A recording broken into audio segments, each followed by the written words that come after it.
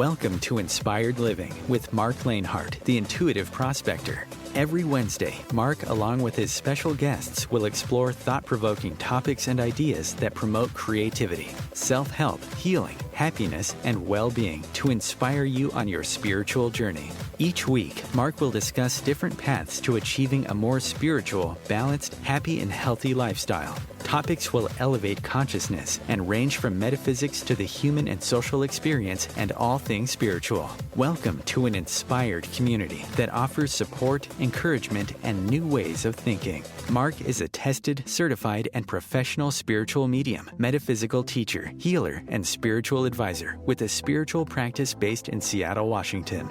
You are the inspired and the inspiration.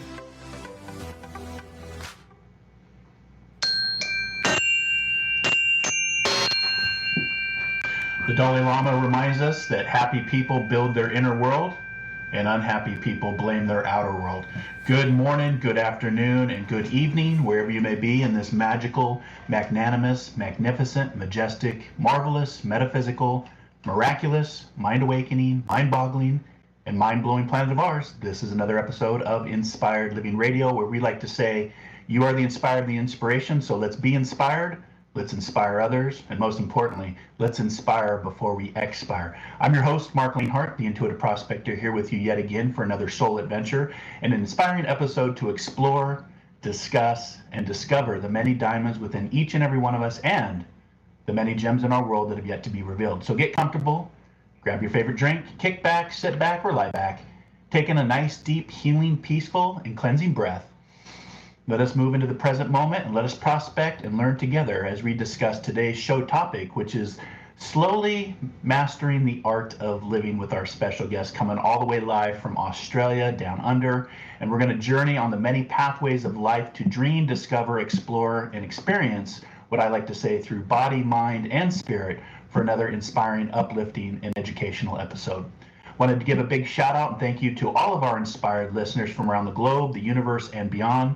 I also want to give a special shout out to a listener who follows the show and has been a listener for a few years now, Matt Casey in San Antonio, Texas. Just wanted to give you a personal shout out as one of our inspired listeners, and thank you for listening to Inspired Living Radio. Again, listening, downloading, subscribing, leaving reviews. You voted as listeners to make Inspired Living Radio and Podcast not only a best inspirational show, but now a best spiritual show according to FeedSpot, to follow and listen to as referenced, like I said, by FeedSpot. And we really appreciate it, and we really appreciate you. If you have not yet subscribed, liked, or followed the show, there's always time to do so over on our main social media platforms. Over at Facebook, you can look for us under Inspired Living Radio and Podcast Community. You can also follow us on Instagram under Inspired For Us, and formerly known as Twitter, X, Inspired For Us. That's the number 4, Inspired For Us. Also, all of our episodes are over on our YouTube channel, Inspired Living Radio, through Om Times, and of course, marclainhart.com. And we are now streaming through Audible. You can just literally say to Alexa, open up Inspired Living Podcast, and it'll play this latest episode. So we are, wherever you get your podcast, we are streaming, so we appreciate you listening. And I like to kick off our shows, a new day, a new opportunity, a day we've not seen before to use our intuition to prospect this wonderful world around us. Are we ready to go prospecting? I know that I am, because today's guest is actually a true spiritual prospector. After reading his bio and what he's doing and the inspiration that he's putting out into our world, I think you're going to enjoy today's episode, where we are all slowly mastering the art of living. But as Socrates reminds us, the unexamined life is not worth living. So today we're going to prospect deep on a few different topics, including meditation, including awareness, including the present moment. And Barron is joining us for the first time today to the show. He's new to the show, and he is a multifaceted creative meditation teacher and entrepreneur committed to mastering the art of living. As a Vedic Meditation Initiator and co-founder of CONVICTS NYC, he brings together through transformative experiences, purposeful storytelling, and community-driven products like Be Here Nowra. And we'll talk more about that. He is deeply committed to making the world a better place through his work in various fields. Like I said, he has co-founded CONVICTS NYC, a creative studio with the mission of, quote, troublemaking for a better world, end quote. And he also advises startup companies, mentors individuals and businesses, and he's also an authorized celebrant. In addition to his entrepreneur endeavors, Barron is currently working on a film about his hometown, and we're going to talk more about this with just the horrible fires and everything that took place down in Australia, and conducting research on the collective efforts of meditation and what that looks like. His passion for storytelling and creating films that matter reflects his desire to promote a positive voice in our culture. We need more of those positive voices and more of that inspiration. He's also the founder of Be Here Nowra, a community happiness project dedicated to fostering connection and well-being.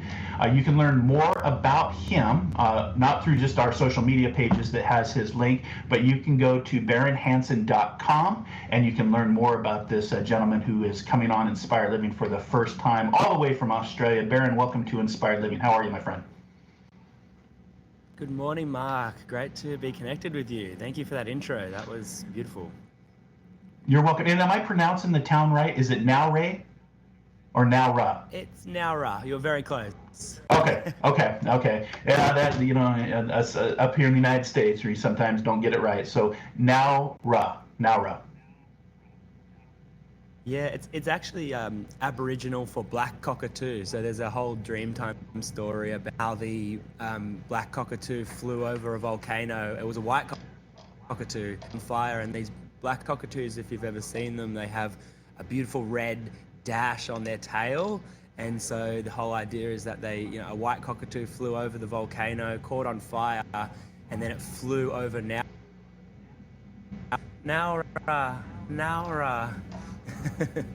Okay, all right. Well, that's why I do radio, because I get to learn new things every day talking with people all around the globe. So welcome to Inspired Living. Tell us and my listening audience a little about your journey, your background, and let's explore Vedic meditation, because some people may not be familiar with that concept and what you're trying to do from a community level and that 1% that you talk about on your website at barronhanson.com. Yeah, thanks, Marc. I'm a Vedic Meditation Initiator, which is a style of meditation. There's obviously lots of meditation. This one is considered a kind of automatic self-transcendent technique. So it's a mantra-based practice. You get given a mantra. You use the mantra to go to that least excited state, to go beyond. And so my journey started actually when I was living in New York City. So a long way from Nowra, pretty much as far away as you can get from Nowra. And I was really stressed, and I had to do something. I was burning the candle at both ends, trying to start a company. I was using lots of drugs and alcohol. I was running long distance marathon running. And I came across Vedic meditation as a way to kind of manage my own levels of stress and find balance in that crazy place of New York City.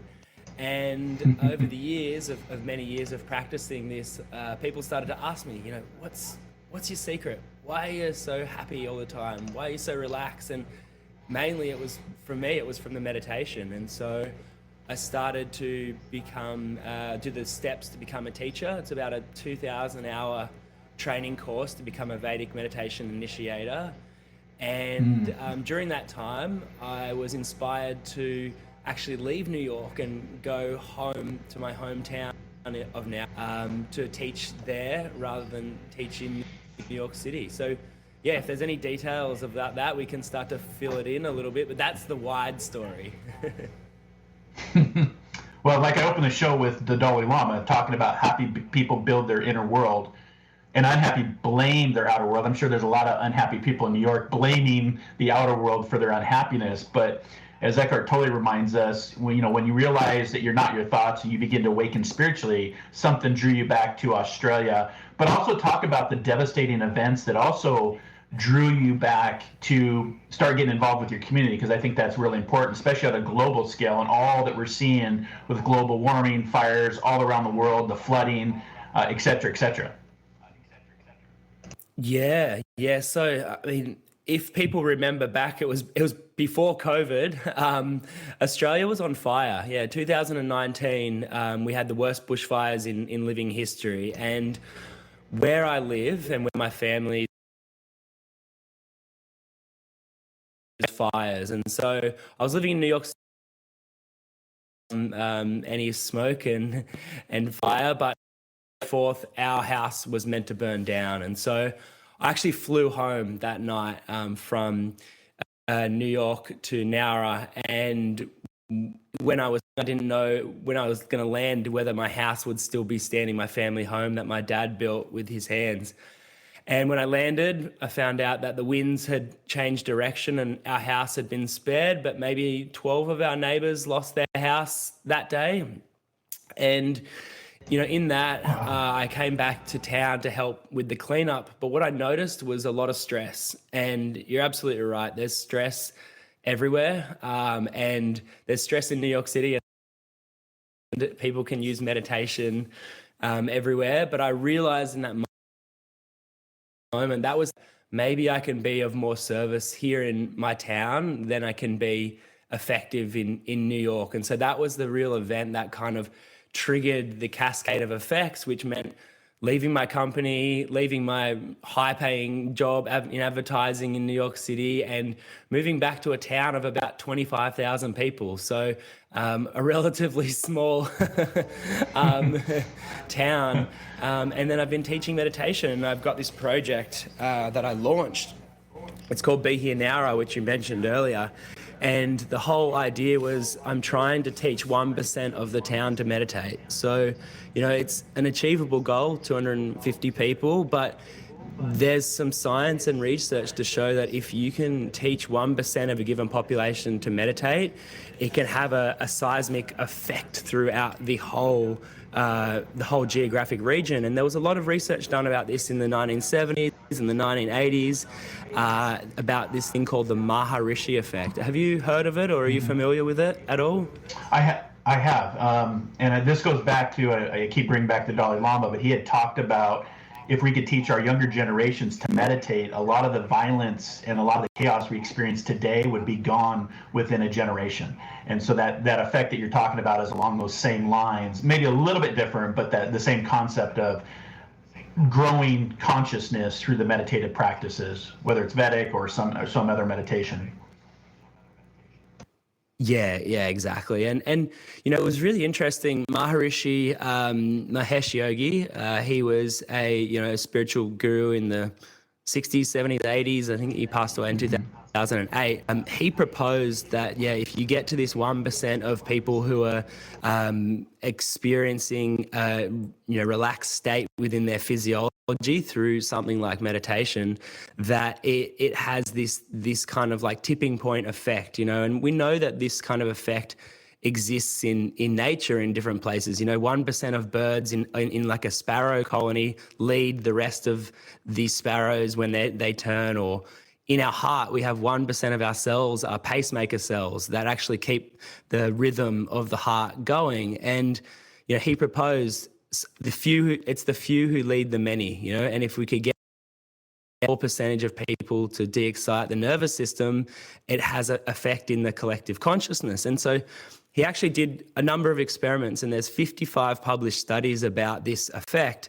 The most prominent one was in 1990. It was published in 1993, but in the 1980s, they took about 4,500 meditators to Washington, D.C. for summer. And during that summer, the in Washington, D.C. dropped by 23%. Compared to, towns of similar sizes where nothing changed, cities of different sizes. And the chief of police came out and said, the only thing that could possibly cause a 23% crime would be 3 foot of snow. But this experiment was done in the middle of summer. So, it's really interesting. And that's what I'm trying to recreate in my town and film a documentary about it as well. No, I think it's great work, and I'm glad that you're sharing your journey. Like I said, a true spiritual prospector that is out there prospecting for the diamond within and the many diamonds all around through the art and practice of meditation. And going back to the fires, I do remember, because it's like, COVID kind of gives us that short-term memory. COVID kind of changed everything in our world. But I remember those fires also had an extinction level for certain animals and species down in Australia, if I remember correctly. Is that right? I was astounded at how many animals that those fires actually killed. I want to say, I may be wrong here, but I want to say over 1 billion is what I remember. But correct me if I'm wrong. Is that true? Yeah, exactly. The scale of these fires were. I even look back on it because I have all screenshots on my phone, fire maps, because I was kind of watching, and the fire that arrived at my house started 400 miles away. It was a continuous fire that built its way, and took 6 weeks to move along those 400 miles. And I think one of the things that's hard to comprehend is just how big Australia is. Australia is the size of continental US, not including Alaska and Right. Hawaii, and it has the population of just over Los Angeles. Oh my goodness. Well, I know one of the trivias I've heard about Australia is you have so many beaches around the continent. If you were to visit every beach in Australia, it would take you 29 years. So there's a lot of beaches there too, from what I remember. And the thing about Australia is a lot of people do live on the coast because the inside is quite arid and dry. That I think another statistic is it's something like 80% of Australia. There's no one in the middle. Wow, interesting. Well, it's definitely on my bucket list to come down and visit someday. So that, and also New Zealand. But let's talk about some of your background, because under your leadership, you're working on this documentary called Convicts, and you produced work for places such as Johns Hopkins, Anheuser-Busch, Audi, Nike, Heineken, the Surf Lodge, Grey Goose, among other clients. Tell us a little bit about Convicts. Why is it named Convicts? And currently the agency that's on record for Qantas USA. Yeah, great question. So, I moved to New York City in 2014, and I don't know what I was chasing. I think, everybody's chasing something, and I was chasing something different. I was kind of trying to get away from Nowra and Australia and just, I don't know, make something of myself. And like when people say you go to New York, if you can make it in New York, you can make it anywhere. I lined up there trying to make it, and I met some other Australians who were on the ground already in New York, and we started making films. And so started making little short films about people who we thought were troublemakers for a better world. You'd be one of those people, Marc, actually, a troublemaker for a better world. I love it. I love it. They're people who are making the right kind of trouble. They're doing things differently, but they have this kind of undertone of better world, trying to make the world a better place. And so we started making these short documentary films about interesting people. And the reason we called our company Convicts is that we're all Australians in New York City. And as you might know, the history of Australia was founded by convicts, at least the white history of Australia. The British sent a lot of their Australia to basically build a new nation in the 1700s and 1800s. And so we were kind of thinking of ourselves like the new convicts, exploring new territory and prospecting ourselves out in New York City. And so, we started making these documentaries, and what it led to was a lot of working with brands. So helping brands to tell their story in a way that is positive. And so a lot of purpose-driven storytelling was what we were doing. And we were making films for ourselves, but we were also making films for these brands that were, quite prominent. And I learned a lot. I learned a lot about how the world works, and I learned a lot about how to show up and how to tell a story in a short amount of time. And that led us into making longer form documentaries. I'm working on down under here in Australia on Be Here Nowra. I love it. I love when I first read the content when it came up from my team. I was like, convicts, and of course the label. In your mind you're thinking convict from jail or prison, and then I saw the troublemakers for a better world, and I was like, oh, I love that, because I would definitely fit right in that wheelhouse for being a troublemaker for the better world. And using, one thing we need to talk about as we move forward is the planet has over 8 billion people now, right? When I started this show 8 seasons ago, the opening is 7.3 billion. So in just that time, we've now gone over 8 billion people. And with all of the chaos and all of the global warming and the technology and the science, it's today is a good day to start meditation, because it's going to help you on that journey. And you became a Vedic meditation teacher. Take us through some of that training and the application, and maybe after our break we can get into a little bit more of a maybe an example of how you do your meditations, if you're open to do that. Because again, the power of our community, we're so connected more than ever in the history of our world, but at the same time we're more disconnected than we ever have been. And meditation helps you to connect not so much to the outer world, but the inner world of who you are. Yeah, absolutely. Vedic meditation has been such a powerful tool for me to really help to release stress from the physiology. And, if I have to sum up what Vedic meditation does, it provides deep levels of rest for the physiology.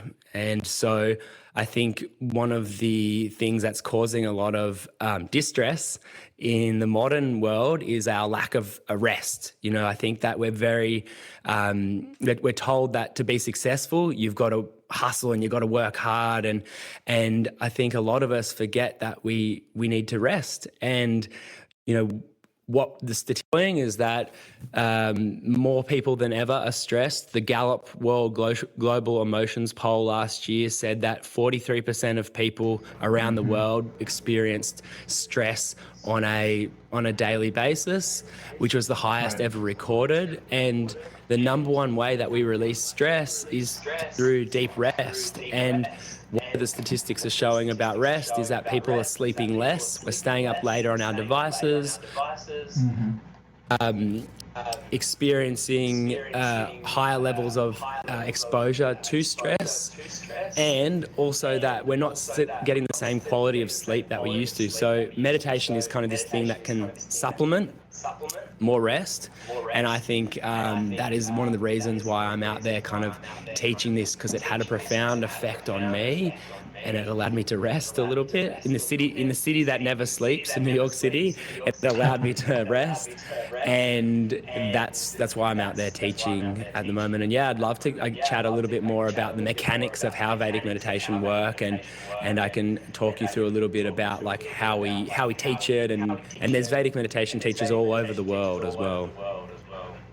Yeah, and I think just as we move forward as a species, as a culture, the spiritual pathway has definitely become more popular, including, the mindfulness practice, the manifesting practice, the visualization practice, the meditation practice. And we're seeing this at all levels, where we even see, famous athletes, famous Olympians say, you know what, I need to take a time out from this. I need to get back into my mind. I need to take a mental health break, if you will. I'm thinking of Simone Biles. I'm thinking of the swimmer.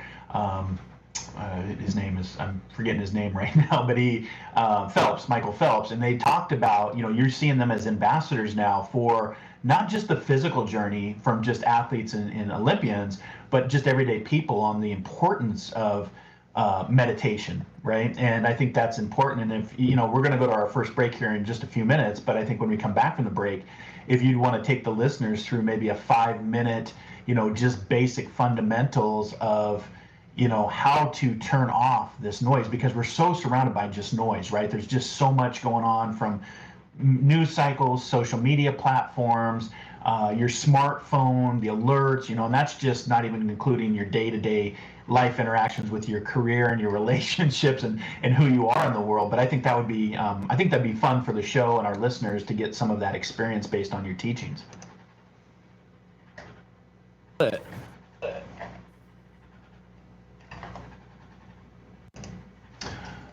what I was thinking before we go to our break, because we're going to go to break here in just about 2 minutes, I was thinking the movie Contact. Have you seen the movie Contact with Jodie Foster? Carl Sagan had wrote this years ago, and there's a quote that I pulled up when I was getting ready for today's show, and it's from Palmer Joss, and he says, quote, "This is the world fundamentally a better place because of science and technology.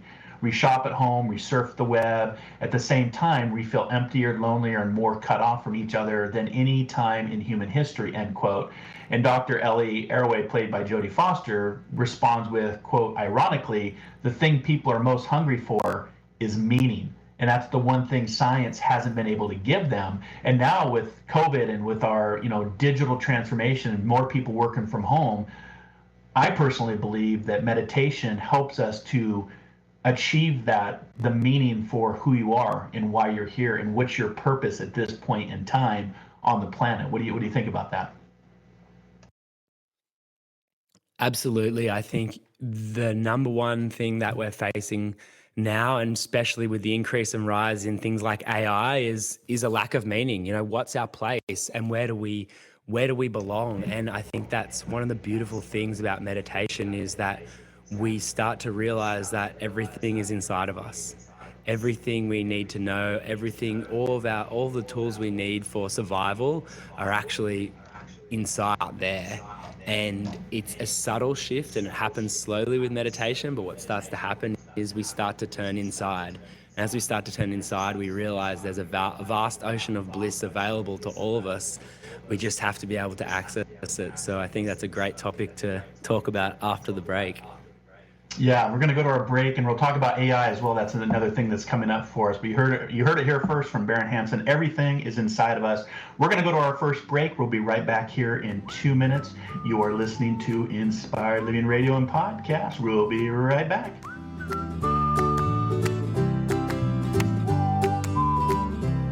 The future of Internet radio is here. Om Times Radio.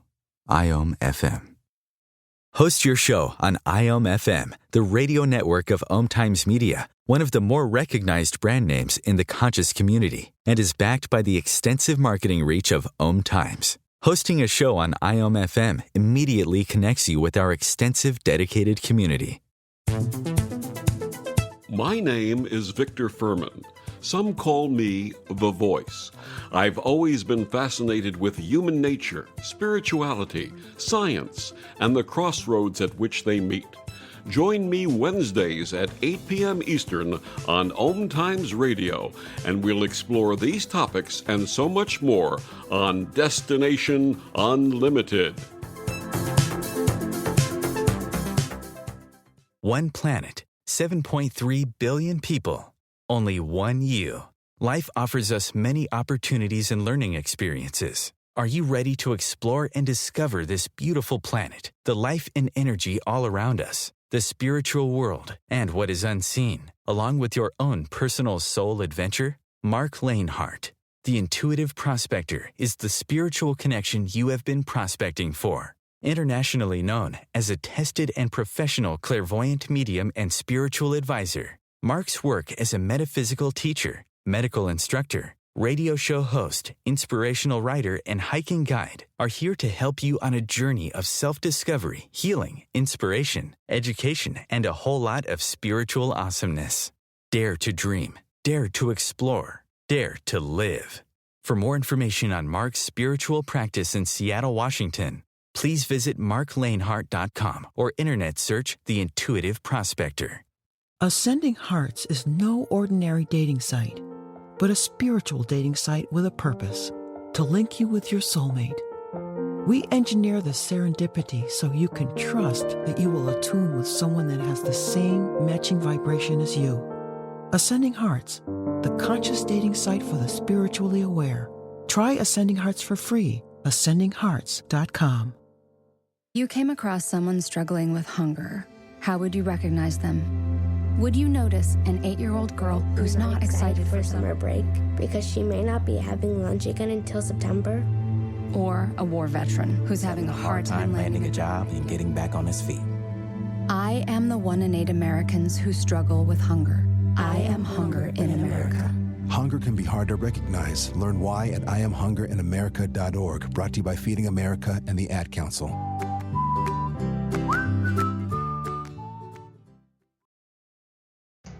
And welcome back to Inspired Living.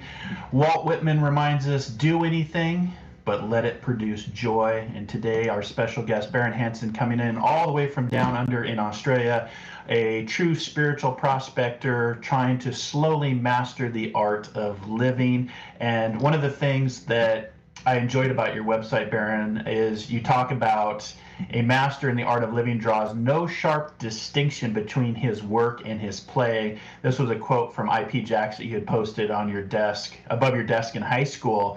And it's like a great question. Am I working or am I playing? And we are the judge of that, right? And Walt Whitman reminds us that do anything, but let it produce joy. So whether you're working or whether you're playing, do it with joy, and the world becomes a much different place. And I believe that meditation can be that bridge to help you get there. What's your thoughts on that? Marc, you really do your research. I appreciate how much you look into your guests. Of course. Yeah, I think this quote is really has shaped the way that I wanted to live my life. And so many people get stuck in the idea that, we need to be always kind of working and hustling. And I think that like work and play can, if what we're doing as work doesn't bring us joy, why are we doing it? And I was finding that a little bit in New York City. I was having that realization, even though I got to meet great people just like you, making interesting stories about interesting people. I wasn't getting the joy. And so it sometimes can be hard because we're so embedded in what we do, right? We're so attached to what we do for a living.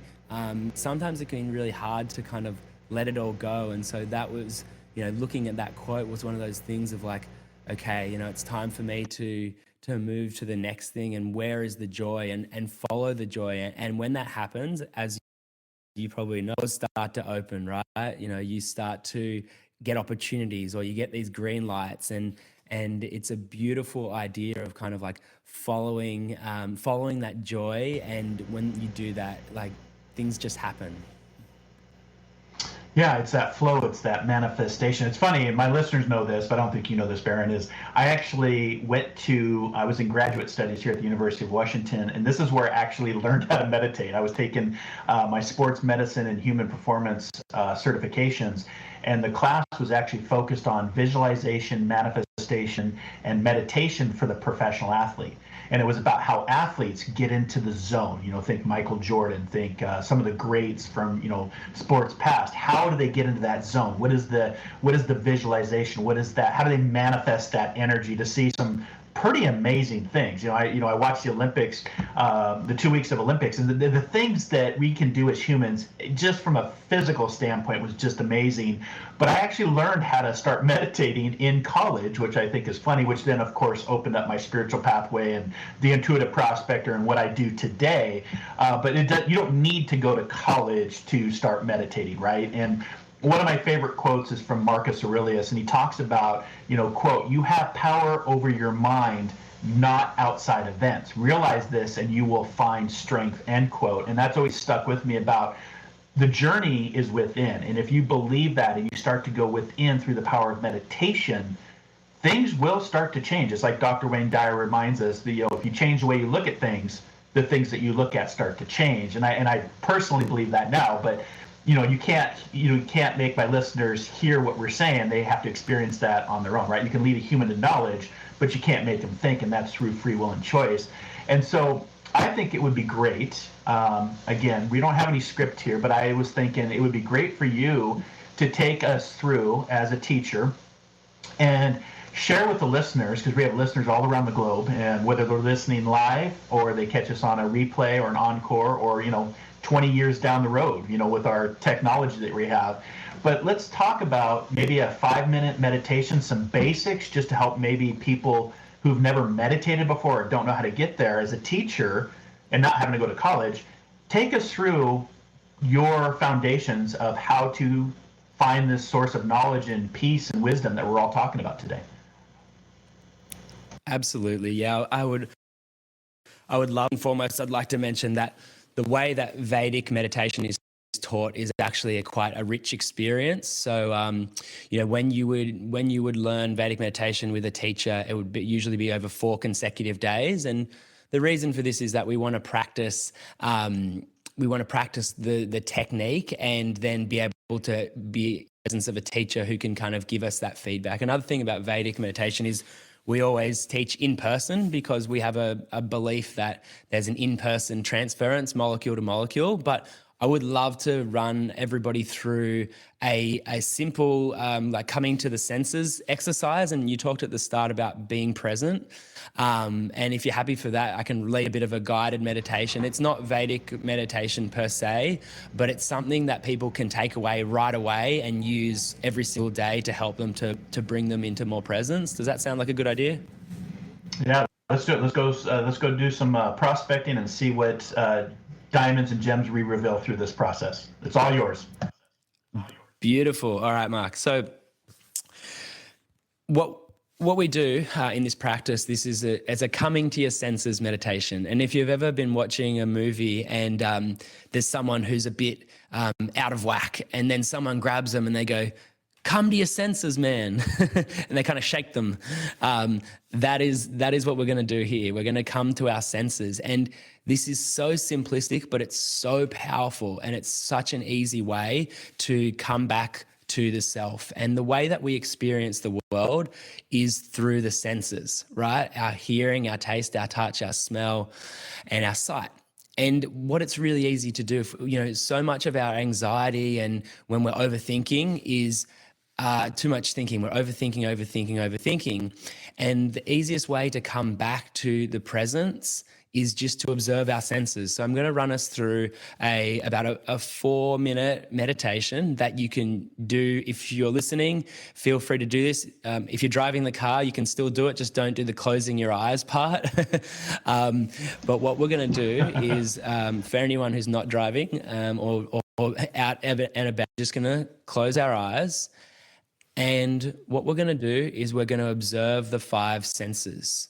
So the first thing I would like you to do is I would like you to observe, even with your eyes closed or if your eyes are open, what do you see? And very simply just scanning the back of your eyelids.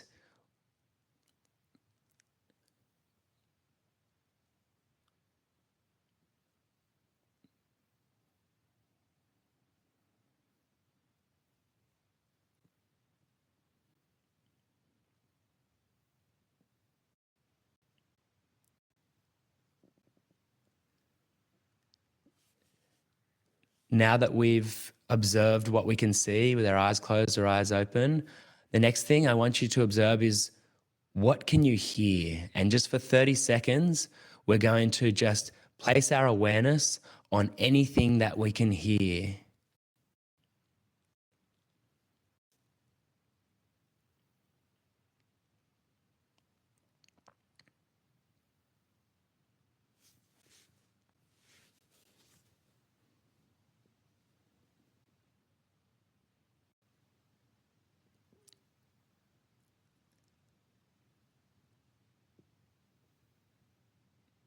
Very good. Now we're going to place our awareness on what we can touch or feel. So maybe it's the inside of our toes on our socks, or perhaps it's the feeling of sitting in the chair or the air temperature on our face. What can you feel?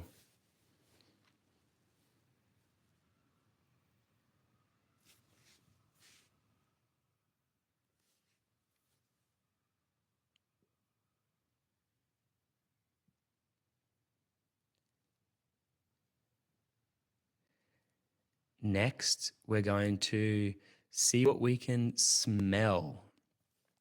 So we're going to smell through our nose. We smell.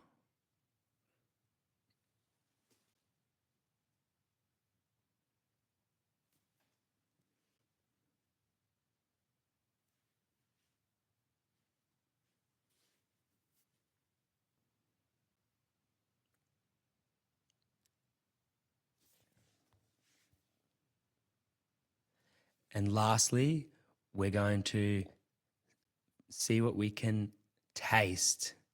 What can you taste? Any lingering tastes or nothing at all, perhaps, but we're going to just focus on what we can taste.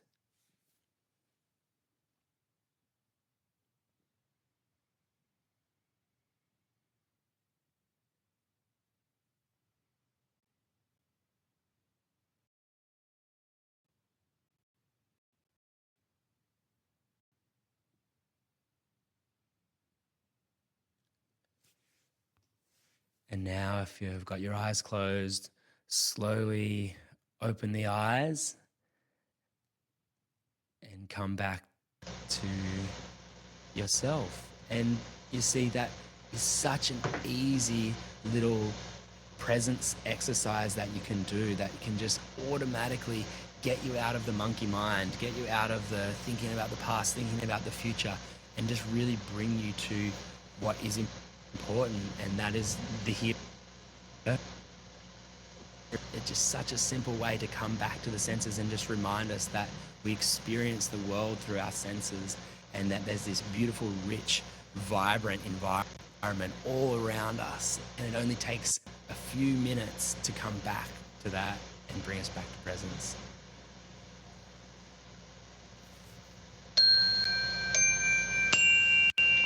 Give us a little bit of a tone to end the meditation. Thank you so much, Barron. That was awesome. And that's just 5 minutes of tuning into our senses. You know, the see it, taste it, touch it, hear it, smell it. I had some very interesting reveals through that meditation, and I hope the listeners out there gave that a go and will stick with that, because you're right.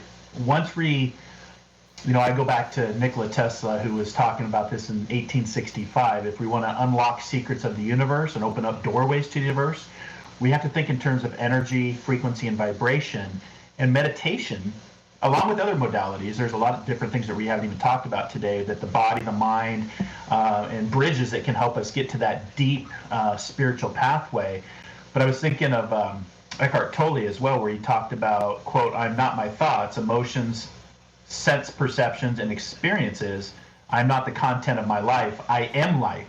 I am the space in which things all happen. I am consciousness. I am the now.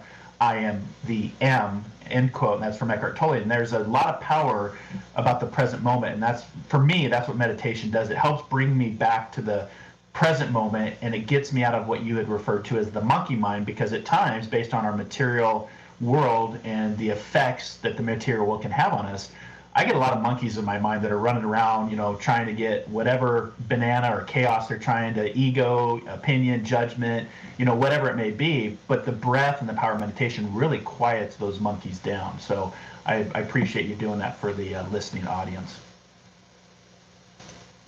Yeah, I think, you know, what you're touching on, Marc, here is something that is really relevant to the effect that meditation has. And you know, I think one of the biggest lies that we're told is that you know, the object world, things will make me happy, right? And we're all born into the Western world, right, where we're told that, you know, the accumulation of things, accolades, relationships, awards, all of these things, money, will make us happy. And when I was in New York City, you know, I got to the most successful, some of the wealthiest people in the world, and I can categorically tell you, and from my own experience, is that accumulation of more things does not bring more happiness.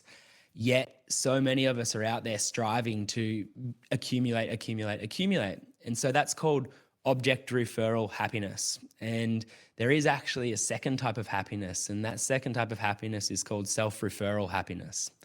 And that is happiness that you cultivate from within.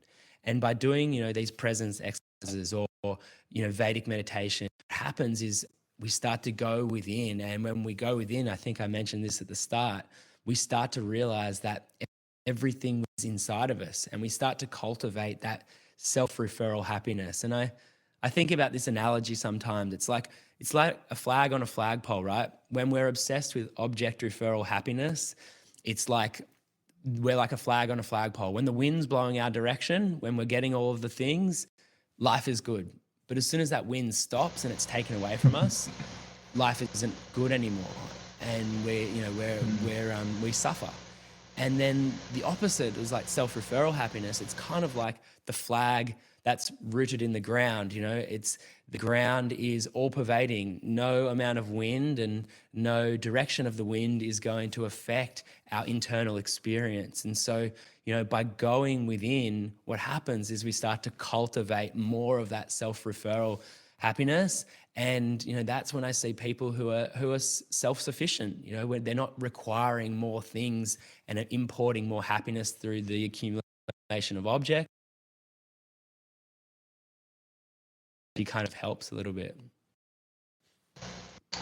Yeah, and I'm not sure who said this, but when you're saying that, the concept of the only way out is in. Again, it might be Lao Tzu or Rumi. I can't remember who said it, but it's always stuck with me. And the other wisdom that I've retained from meditation is, we talk about the greatest illusion of the world is the illusion of separation. And with you and what you're trying to achieve with this 1% within your hometown, right? But you talk about also the power of community in this ever increasing digital age. And we're not even talking about AI. It's funny because in my development group tonight, we're going to be talking about AI. We've got a masterclass that we're going to be reviewing about the future and the ethics of AI and how AI can be quite scary, but at the same time, it's going to be very transformative for consciousness and a lot of things that we do in our day-to-day interactions. It's, I'm pre-internet, so I'm BC, as we like to say. So before computers, before cell phones. So I'm dating myself a little bit, but there was a lot of fear around the internet. But think about how the internet is allowing us to talk here today. You're in Australia, I'm in Seattle, we're doing a podcast live, and the power of technology. But at the same time, this technology and soon to be AI that is coming out, listeners, whether you want it or not, it is here, it is coming out, and it's going to be very much a part of our lives. Talk about the power of community in the increasing digital age and this separation and this, maybe this loss of meaning and people trying to find purpose and passion and meaning in their lives. Yeah, absolutely, Mark. I think like one of the interesting things is that we're more connected than ever. But we're more lonely than ever as well, which is quite a paradox when you think about it. And, one of the things of me returning to my hometown is to, experience community. And living in a place like New York City, it's funny, you're surrounded by people, but it's the loneliest city I've ever been in. There's a lot of people with their head down. There's a lot of people who are just trying to, win the rat race. And they forget about, what's important, and what is important is moments with family, moments with friends, being in a loving relationship, all of these things that bring us to the present, that experience of the present moment. And so, yeah, I'm fascinated by AI and I'm watching it very closely. And I think one thing that meditation helps us to bring is it helps us to bring discernment power. And so even just watching what's happening with things like Mid-Journey and video production, where the hyper-realistic videos and photos that AI is now creating, it's very hard for us to discern between what is real and what is not. And it's going to get more and more wacky and weird in the coming years. And so, a practice like meditation can help to build that discernment power. We have the ability to make the decision between what is real and what is not, and who do we trust, and what decisions do we make. And so I think cultivating a meditation practice as we move into this wild world that we're moving into is such an important thing. And then in terms of community, it's that's where actually we got a lot of our support from. We're tribal people. We grew up in tribes, and having that support network and people around us when things start to get dark and bleak, it's so important to have community around you. Yeah, I agree 100%. I depend on my tribe. We're called the Spiritual Development Group. People are all around the United States, Canada, the UK. And I depend on my tribe because they help bring balance. They help bring perspective. They help bring grounding in this world. It's like every day we wake up, there's just something new, right? And AI is going to add to that chaos of, is that real? Is that reality? Or is that fake? And I think, in the future, AI is going to be responsible for a lot of misinformation and disinformation that we see through our social media platforms, right? Because this is a new technology that we have not gone through yet, and we have to evolve through our technology. And I think AI is going to be very helpful with factual information, right? So social media is very, like you said, wild, wild west, which is very true.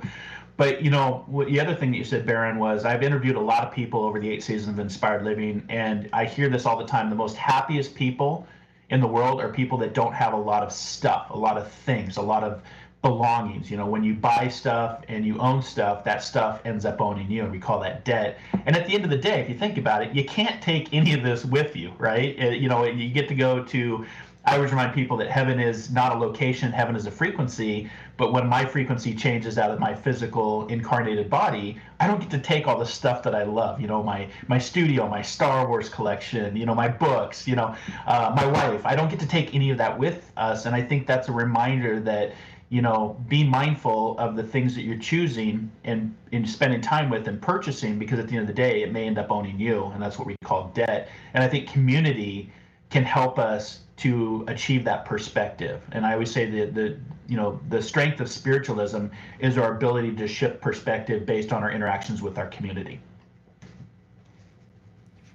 Absolutely. And I think, like, you even look at the reports of people who, when they're on their deathbed, right, they'll give up every possession they have for one more day with their family. And then, when people reflect on their lives, they're not remembering the time they bought that thing or the thing they lost. It's usually about moments that we have with family. So I think absolutely right. And it's one thing to think about it, but, it's another thing to cultivate it. And, even what you're doing here with this community of cultivating spiritual people to have, to hear other spiritual teachers, that's a community as well. So I appreciate your approach to community as well. Well, thank you, my friend. And, thank you for coming on and sharing your inspiration and your positivity and your teachings and the ripple effect. I truly believe that there is a ripple effect that takes place. And as we proceed into this future, as a futurist, as a psychic, I always talk about this great coming together that I do see for our planet. I'm not sure if that's internal, external, through nature, through, learn that we're not alone in the universe. But I do see hope for us in moving forward. And I do believe more and more people every day are waking up to the power of connection, the power of community, the power of meditation, but also intuition. I think intuition, we talk about tuition and investing money in institutions and schools, etc. But for listeners out there, maybe start investing in yourself through your intuition, your self-care. And if you're, you want to get online, you want to work with Barron, and if you're down in Australia and you want to work with him in person, again, you can visit him at barronhanson.com. It's a great website. You can get the links at all of our social media platforms. And as we just start to close down, I was curious for you, Barron, what or who inspires you?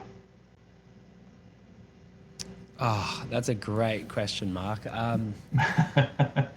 It's interesting. I've kept a diary of all the people that have have been mentors, and I think that mentors are important. And in meditation, you have a guru, you have a teacher, and I think having people that you can learn from and constantly grow from is so important. And I think, like, if I have to go back to the OG, the person who's kind of like inspired me a lot is my grandfather. He's 96. He still gardens every day, and he's never worked for anyone in his life. He's just to see a life well lived, a person who has lived a good and full life and not accumulated a lot of possessions, not had a lot of accolades, but been a man of community and a man of high values. And he has a beautiful garden at 96. It's like, that's someone who really inspires me. So that's my answer for today. And what's your grandfather's name? Peter Hanson, Senior. All right. Well, we're giving him a big Inspired Living shout out. And being 96 and tending the garden, Buddha talks about this. You reach enlightenment, He did his garden before enlightenment, and he went back out and did his garden after enlightenment. So thanks, Barron, for being on today. We really appreciate you. Keep up the great work. Again, if you want to learn more about today's guest, you can go to barronhanson.com. You just type in the internet, and you can work with him on so many different levels. I want to thank our listening audience, of course, and of course, Barron for coming on and sharing his wisdom and knowledge and his experiences, his soul adventures, if you will. So thank you so much, my friend. Thank you, Marc. I really appreciate what you do and the time for the chat. Yeah, you bet. Well, I'm going to close this off with a quote from Daniel Defoe that says this, quote, "The soul is placed in the body like a rough diamond and must be polished, or the luster of it will never appear." So until our next soul adventure together, be kind, be caring, be compassionate, and most importantly, wherever you're at in this world, this fast-changing world of ours, dare to dream, dare to explore, dare to live, and discover the diamond within. We'll see you next time here on Inspired Living. Namaste.